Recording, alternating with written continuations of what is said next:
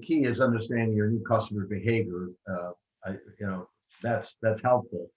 But I think there are ways to drive sales through technology that you never had without it, and I think people have lost sight of that. We briefly talked before about, quote, the suggestive selling aspect of it, which could generate 2 to 5% of increased sale without doing a thing other than coaching, convincing people to buy just a little bit more. And in the QSR segment, it's been a huge challenge. I mean, it's near impossible to get all your stores to upsell. First of all, we have such high turnover. So the training aspect of how you train and get the workforce in place, it changes. If somebody gets taught, new person plays in, then takes he or she 6 months to be retrained, they're gone. There's a high turnover. So it's hard to embed that belief system into your workforce.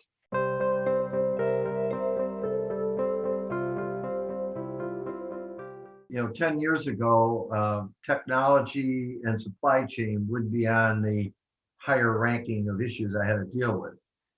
Today, they're the top two.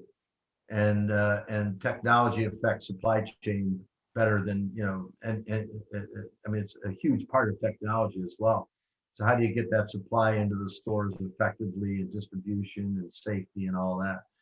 But for me, there's because of my involvement in Inspire brands, I've really got to understand and appreciate all the things that AI, technology, et cetera, that embrace the new world. And I've seen them work, and I've seen the smile on the team's faces when that happens, because there's a certain amount of pride to be able to accomplish things like that.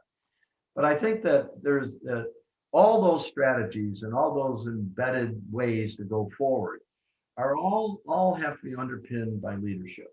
And just digress a minute and just talk a little bit about leadership, because I've always sort of, like I said, I've been in this business a long time. And your first few years, you just worry about keeping a job and growing. How am I going to pay the bills? And you make all the mistakes. Your values are there, but on occasion you look the other way when they're mishandled.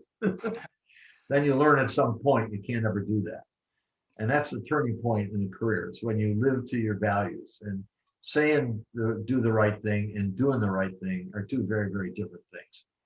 And I've also looked back and said, what happened where people began to believe not only in the strategy, but I'd be at their back and I'd stand with them, and no matter what, I'd take the hit as we move forward in trying to drive these strategies in and win the day and turn these companies around. And it's because they trusted me, because they knew I'd do the right thing.